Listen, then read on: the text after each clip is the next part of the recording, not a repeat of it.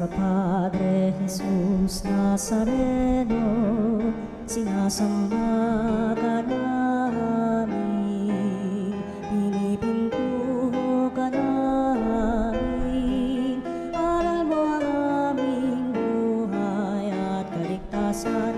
Nuestro Padre Jesús Nazareno, iligtas mo kami sa kamatayan, ang krus mong pinamatayan ay sagisag ng aming kaligtasan.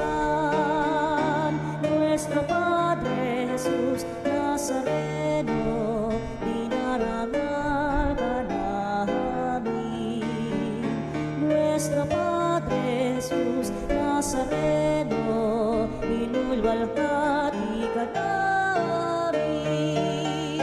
Nuestro Padre Jesús Nazareno, inarangal ka namin.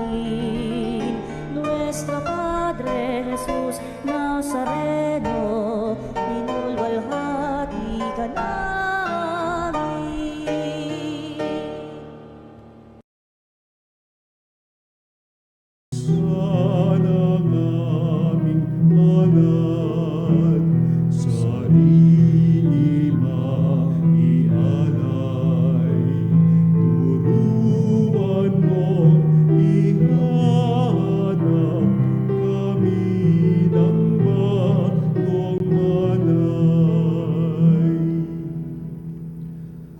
Tayo ay natitipon sa ngalan ng Ama, ng Anak at ng Espiritu Santo. Amen.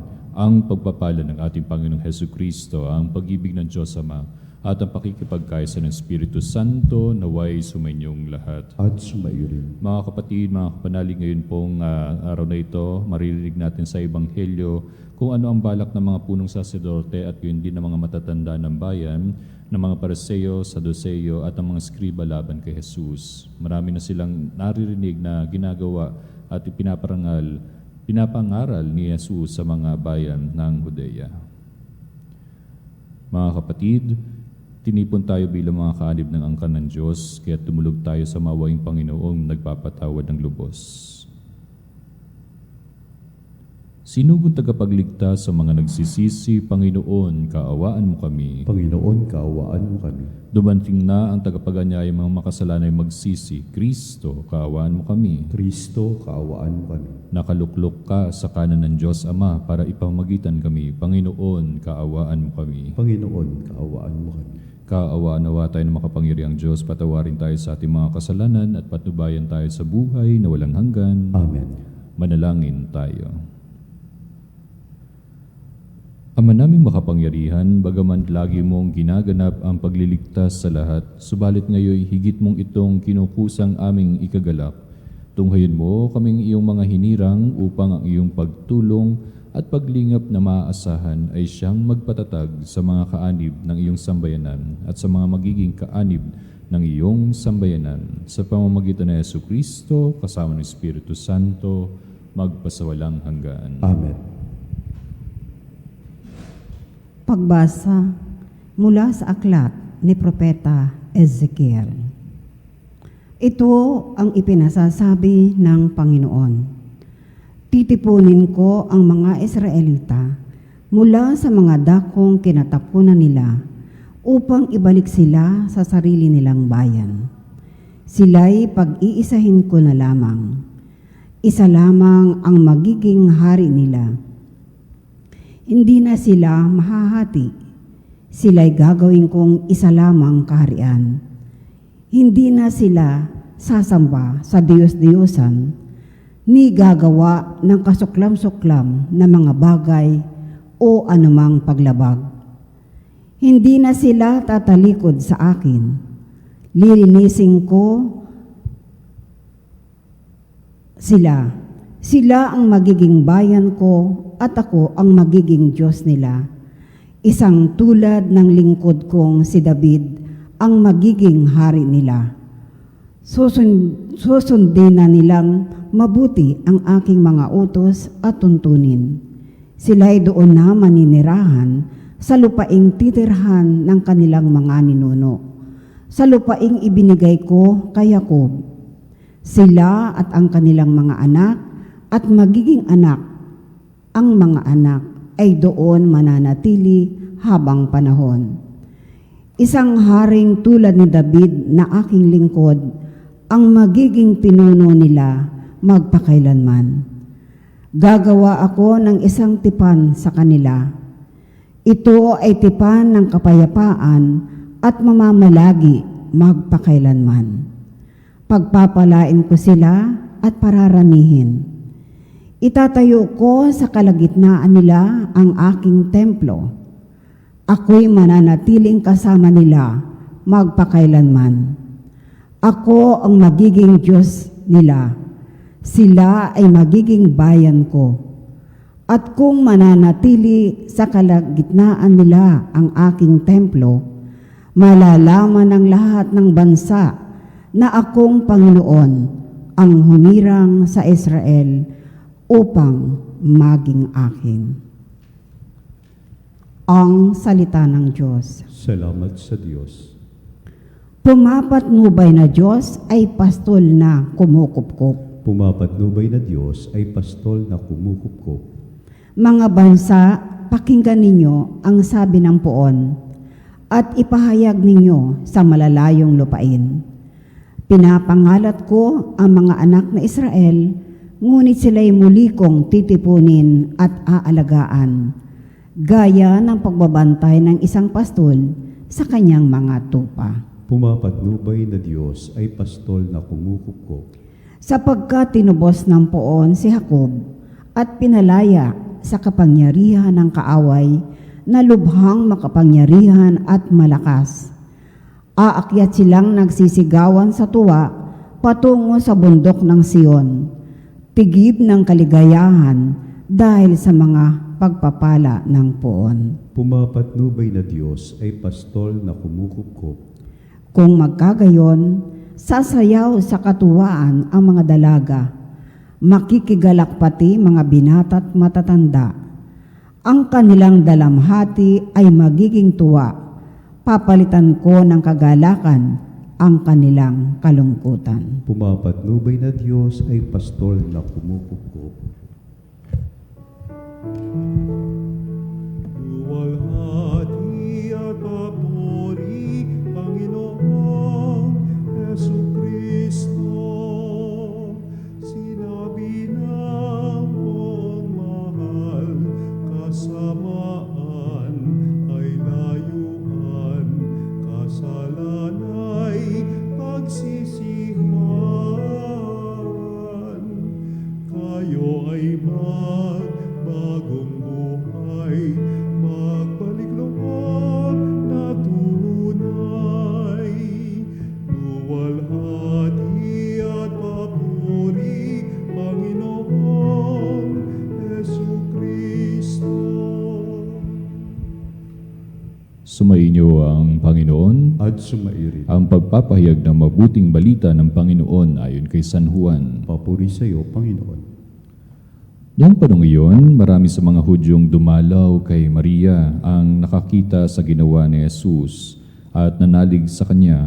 Ngunit ang ilan sa kanila ay pumunta sa mga Pariseo at ibinalita ang ginawa ni Jesus.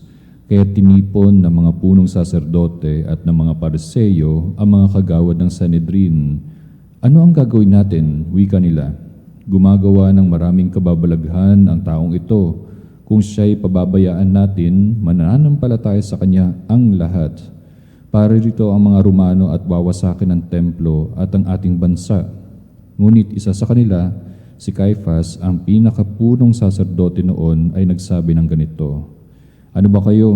Hindi ba ninyo naiisip na mas mabuti para sa atin na isang tao lamang ang mamamatay alang-alang sa bayan, sa halip na mapahamak ang buong bansa?"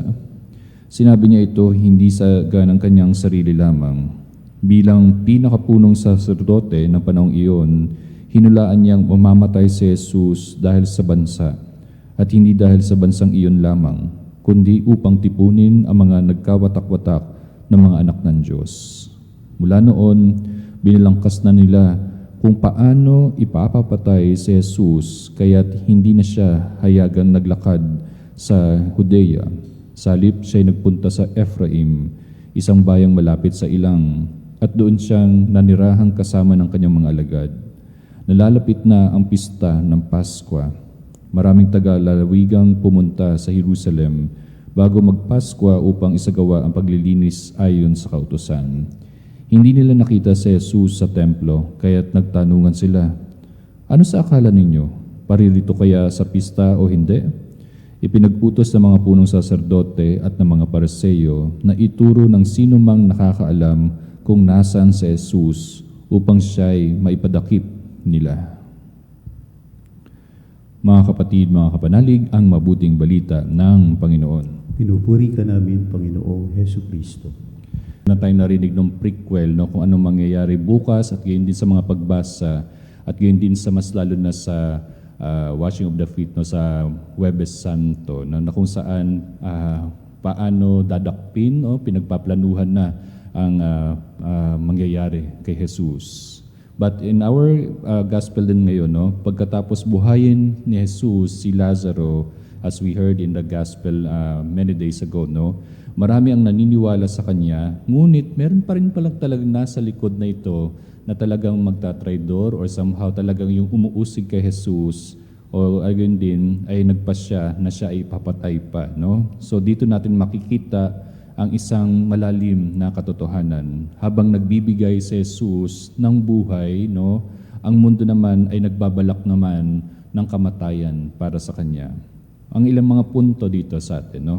So natatakot yung mga Pariseo at mas lalo na ang punong pari, no? Hindi dahil masama ang ginawa ni Jesus, kundi dahil natatakot silang mawalan ng kapangyarihan, no? At gayon din, minsan ganito rin tayo. Hindi naman tayo galit sa Diyos, pero natatakot tayo baka kapag sinunod natin siya ay may mawala sa atin, no?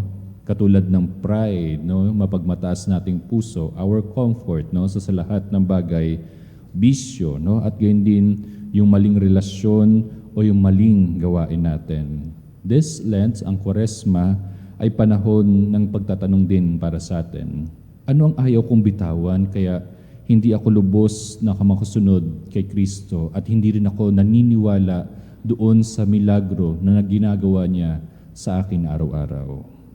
Pangalawa, no, kay Caiaphas naman, narinig natin na sinabi ni Caiaphas na mas mabuti pang mamatay ang isang tao para sa bayan kaysa mapahamak ang buong bansa. Hindi niya alam pero tama ang sinabi niya, si Jesus nga ay mamamatay para sa bayan, hindi lang para sa Israel, kundi para sa lahat, sa mga anak ng Diyos. Minsan, kahit ang kasamaan ng tao, nagagamit din ng Diyos para sa kanyang plano sa kaligtasan. Ang krus na akala ng tao ay pagkatalo, ay naging daan ng kaligtasan ng lahat. Kaya pagpapaalala din sa atin ito ng Kwaresma, may mga krus ba, no, sa buhay natin na akala natin ay parusa. Pero maaaring iyon ang daan ng ating pagbabago at kaligtasan mula sa Diyos. Pagkatapos nito, ay hindi muna nagpakita si Jesus sa publiko at hindi rin gumawa, no? Wala tayong narinig ng pagpapagaling ng mga milagro, mga ganyan, no? At pumunta siya sa isang lugar, no, malapit sa disyerto, sa Ephraim, no? So parang paghahanda ito bago ang kanyang paghihirap. So ganito rin ang Kwaresma. Parang pagpunta rin sa disyerto, no? Nananahimik, no? Pinapatahimik natin ang ating puso para pakapakinggan yung boses ng Diyos, no? At gayon din yung mga sakripisyo natin. May mga pagninilay na ginagawa tayo kaya pumupunta tayo sa disyerto, no? At gayon din may paghahanda para sa mga susunod na araw, no? Yung mga tinatawag nating mga mahal na araw or Semana Santa. Hindi pwedeng dumating ang Easter kung walang Good Friday, no? Kasi nilalaktawan natin yung mga ganyan. Ganon din kay Jesus. Hindi pwedeng may muling pagkabuhay kung walang cross, no? Hindi tayo matatawag na mga Kristiyano kung ito ay nilalaktawan natin. Kaya ang mga tanong ngayon ng Ebanghelyo para sa atin ay sa dulo nito, pupunta kaya si Jesus sa pista ng Paskwa, no? So ngayon, baliktarin natin ang tanong, di ba? Pupunta ba tayo kay Jesus ngayong Kwaresma, ngayong Semana Santa? Hindi nyo ba iiwan ang inyong mga parokya during the veneration of the cross? Hindi ba kayo magsuswimming muna? Tapos iiwan ninyo ang mga gawain sa simbahan, no? Pupunta ba tayo sa kumpisal, sa sakramentong ito para makipagkasundo sa ating Panginoong Diyos, para maging karapat-dapat tayo sa Kanyang kaharian? Pupunta ba tayo palagian sa misa? Pupunta ba tayo sa pagpapanalangin at pakikipag-ugnayan sa Diyos? Pupunta ba tayo sa pagbabago ng ating buhay? Kaya mga kapatid, mga kapanalig, papalapit na ang Semana Santa. Ang ebanghelyo natin ngayon ay pagpapaalala na habang papalapit ang paghihirap ni Jesus, lalo naman dapat tayong inaanyayahan na lumapit sa Kanya. In this Lenten season, tatlong bagay ang huwag nating kakalimutan, these pillars, yung manalangin, para lumapit tayo palagian sa Diyos, makipag-ugnayan sa Kanya. Yung pag-aayuno, para matuto tayong magsakripisyo ng ating sarili at magkawanggawa para matutong mahalin ang ating kapwa. At yun din ang pinag-uutos ng Diyos sa atin. Sapagkat ang tunay na diwa ng Kwaresma ay hindi lang sa pag-aayuno sa pagkain, kundi pag-aayuno sa kasalanan at pagbabalik ng loob sa ating Panginoong may kapal.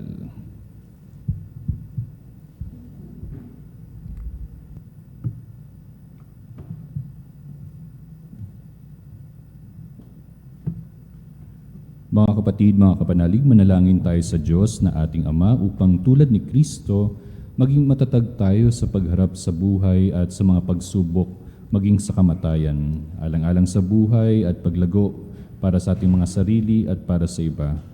Ama, gawin mo kaming kalugod-lugod na handog sa iyo. Ama, gawin mo kaming kalugod-lugod na handog sa iyo. Ang mga hindi Kristiyano, naway makakilala kay Jesus na namatay para sa lahat. Manalangin tayo sa Panginoon. Ama, gawin mo kaming kalugod-lugod na handog sa iyo. Ang mga Kristiyanong napahiwalay, naway mag-ukol ng higit na pagtatalaga ng sarili sa ekonomismo. Manalangin tayo sa Panginoon. Ama, gawin mo kaming kalugod-lugod na handog sa iyo. Ang mga may kapangyarihan, naway mag-alay ng sarili sa pagtataguyod ng katotohanan at katarungan. Manalangin tayo sa Panginoon. Ama, gawin mo kaming kalugod-lugod na handog sa iyo. Ang lahat ng Katoliko, naway makadama na sila ay may natatanging kaugnayan sa isa't isa dahil sa iisang pananampalataya. Manalangin tayo sa Panginoon. Ama, gawin mo kaming kalugod-lugod na handog sa iyo. Ang mga inang nawala ng anak, naway hindi maigupo ng bigat ng kanilang dinaramdam. Manalangin tayo sa Panginoon. Ama, gawin mo kaming kalugod-lugod na handog sa iyo. Itaas din natin ang mga kapatid nating nangangailangan ng panalangin, ang mga pangangailangan ng ating pamayanan at ang ating natatanging mga kahilingan. Manalangin tayo sa Panginoon. Ama, gawin mo kaming kalugod-lugod na handog sa iyo. Ama naming Diyos, sa iyong pagkakatipon sa mga mananampalataya, sila ay pinagbuklod mo sa iisang katawan ni Kristo. Isugo mo ang iyong banal na Espiritu upang higit na pabigkisin ang iyong bayan. Hiniling namin ito sa pamamagitan ni Kristo na aming Panginoon. Amen. Pag-aalay namin sana ay Puri ka Diyos, bigla sa iyong pagdadahang loob narito ang mga alay mula sa lupa. At bunga ng aming pagawang tinapay dito para pag-iwan nagbibigay buhay. nagmamahal sa'yo. Saan Sa pagmamahal na ito, kami ay makasalo sapagkat Diyos ni Kristo sa pagkakataon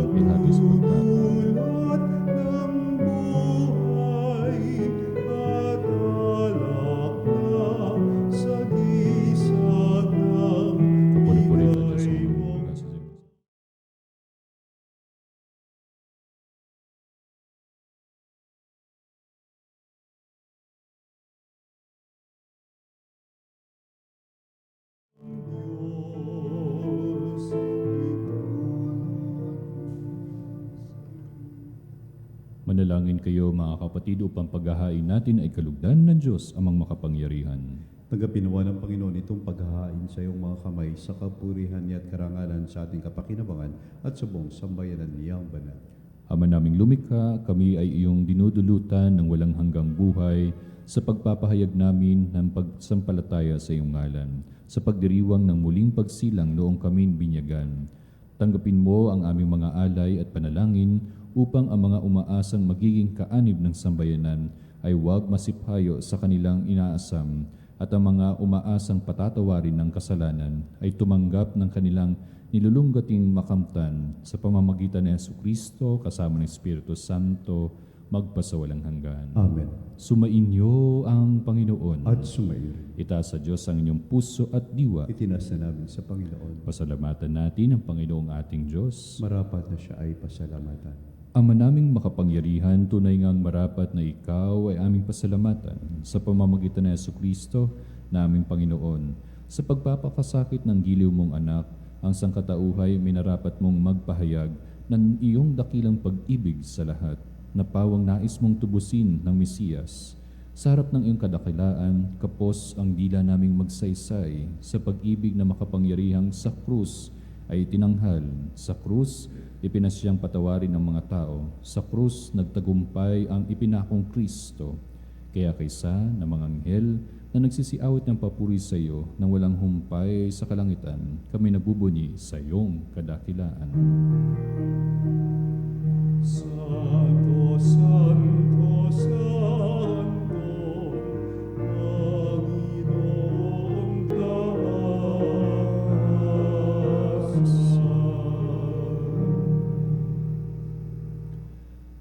Ama naming banal, ikaw mukha ng tanang kabanalan, kahit sa pamamagitan ng iyong Espiritu, gawin mong banal na mga kaloob na ito upang para sa amin maging katawan at dugo ng aming Panginoong Heso Kristo.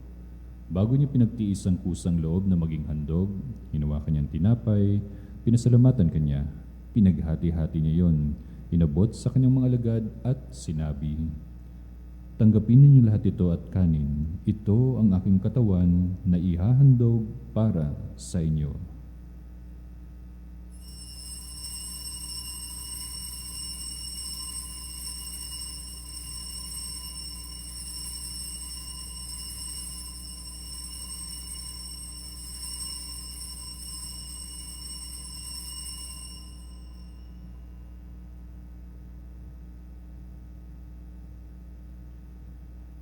Gayun din naman matapos ang hapunan, hinawakan niya ang kalis, muli kanyang pinasalamatan.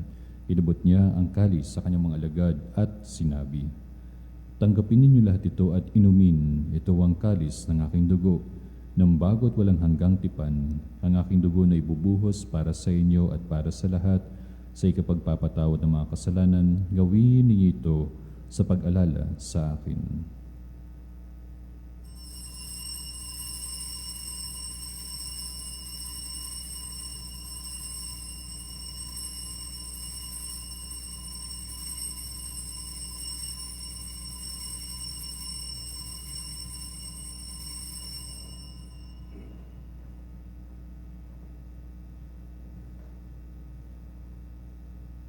Ipagbunyi natin ang misteryo ng pananampalataya. Si Kristo'y namatay, si Kristo'y nabuhay, si Kristo'y babalik sa wakas ng panahon. Ama, ginagawa namin ngayon ang pag-alala sa pagkamatay at muling pagkabuhay ng iyong anak. Kaya't inaalay namin sa iyo ang tinapay na nabibigay buhay at ang kalis na nagkakalob ng kaligtasan. Kami nagpapasalamat dahil kami iyong minarapat na tumayo sa harap mo para maglingkod sa iyo. Isinasamo namin kami magsalo-salo sa katawan at tugon ni Kristo ay mabuklod sa pagkakaisa sa pamamagitan ng Espiritu Santo. Ama, lingapin mo yung simbahang laganap sa buong daigdig.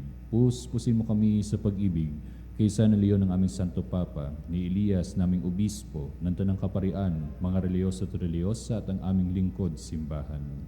Alalahanin mo rin ang mga kapatid naming nahimlay na may pag-asang sila'y muling mabubuhay, gayon lahat ng mga pumanaw. Kaawaan mo't sila at patuloyin sa iyong kaliwanagan. Kaawaan mo at pangidapatin kaming lahat na makasalo sa iyong buhay na walang wakas. Kaisa ng mahal na Birheng Maria na ng Diyos, ang Birhen ng Veritas. Kaisa ng kanyang kabiyak ng puso na si San Jose. Kaisa ng mga apostol at lahat ng mga banal na namuhay dito sa daigdig ng kalugod-lugod sa iyo, may pagdiwang nawa namin ang pagpupuri sa ikararangal mo sa pamamagitan ng iyong anak na aming Panginoong Hesu Kristo. Per ipsum cum ipso en ipso, estibi Deo Patria potenti, in unitate Spiritus Sancti, omnis honor et gloria, per omnia saecula saeculorum.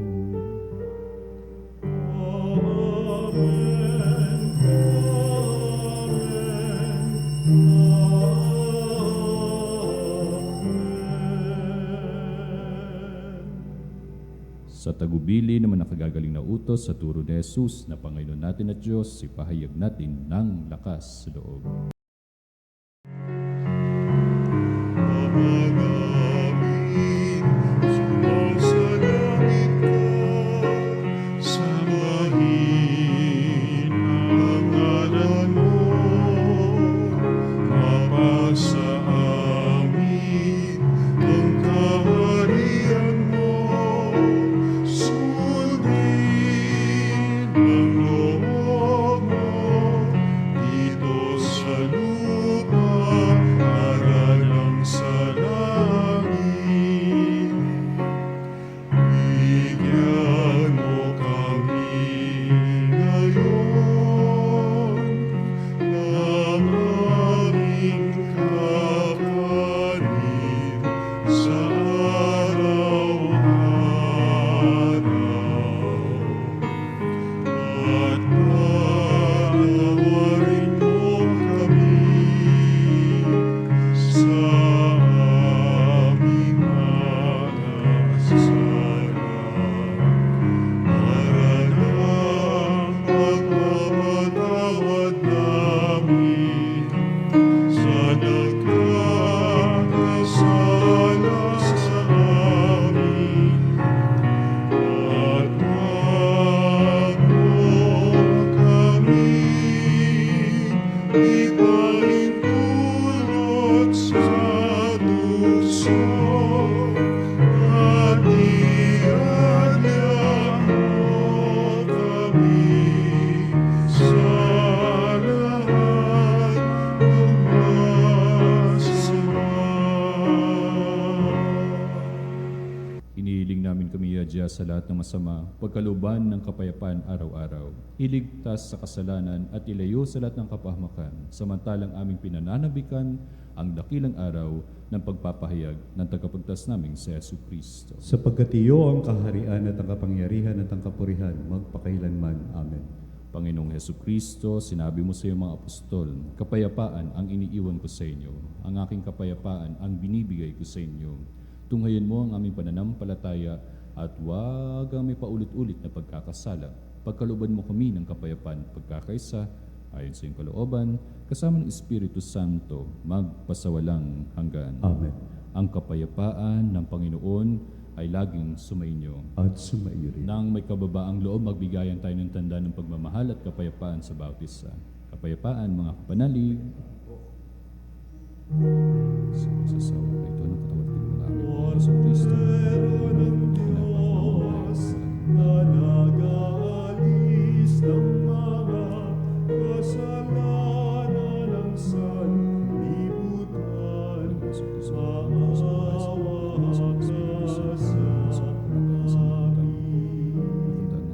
Kordero ng Diyos na nag-aalis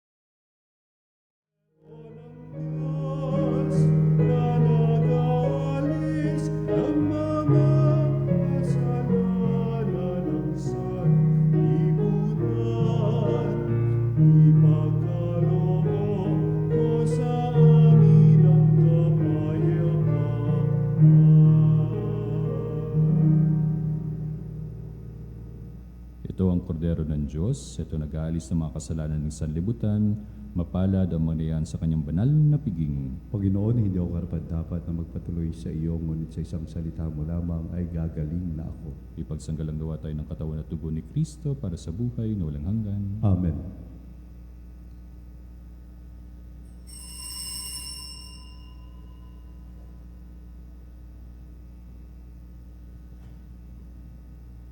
Mga kapanalig, ating dasalin ang komunyong espiritual. O Jesus, nananalig ako sa pananahan mo sa kabanal-banalang sakramento. Minamahal kita higit sa lahat at hangad ka ng aking kaluluwa. Hindi ko man matatanggap ngayon ang iyong katawan at dugo, inaasahan ko na patuloy kang mamumuhay sa aking puso. Naniniwala ako na narito ka at kaisa ka ng aking buong pagkatao. Huwag mong ipahintulot na mawalay ako sa iyo. Amen. Panalangin para sa kapayapaan. Panalangin sa Nazareno, katamis-tamisan naming manunubos. Sa harap mo ngayon, naririto kami't nangangayupapa at nagsisisi ng taos-puso sa aming pagiging walang turing sa iyo at paglimot sa di mabilang na mga biyaya mo, lalong-lalo na yaong mahalagang biyaya ng pagtutubos. Dinaramdam namin at pinagsisisihang labis, Panginoon ko, ang pagkakasala namin sa iyo. Ikinalulungkot namin ang pagiging dahilan ng pagpapasan mo ng krus na iyan sa gitna ng mga hirap at kapaitan, hanggang sa inihandog mo ang iyong buhay sa bundok ng Kalbaryo, sa pagkaibig mo lamang na matubos kami at ang sangkatauhan mula sa sala. Pakabanalin mo, O Panginoon, ang aming pagnanais at ipagtanggap mo sa amin ang iyong biyaya. Maging tagapamagitan nawa ang iyong ina, ang kalinis-linisang Birheng Maria.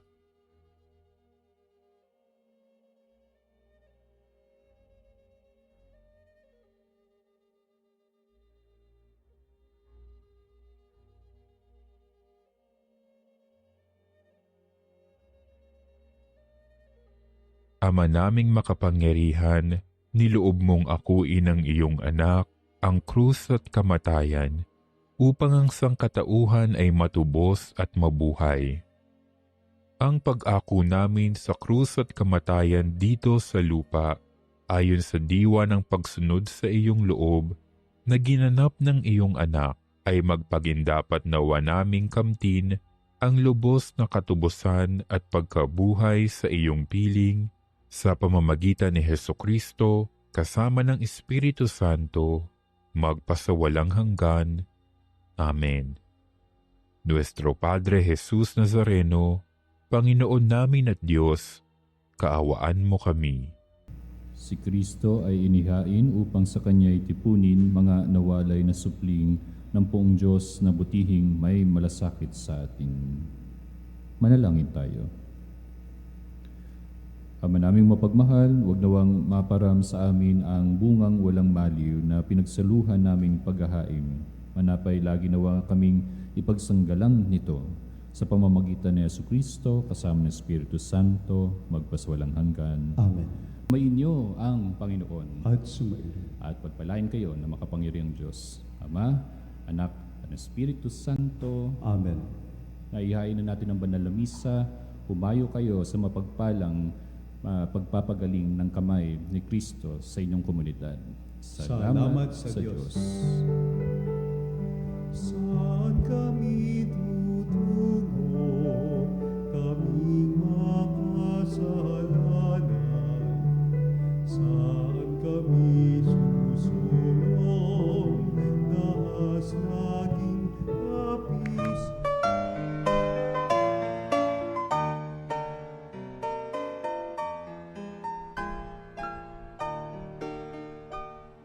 Nuestro Padre Jesus Nazareno, sinasamba ka namin, pinipintuho ka namin, aral mo ang aming buhay at kaligtasan. Nuestro Padre Jesus Nazareno, iligtas mo kami sa kamatayan.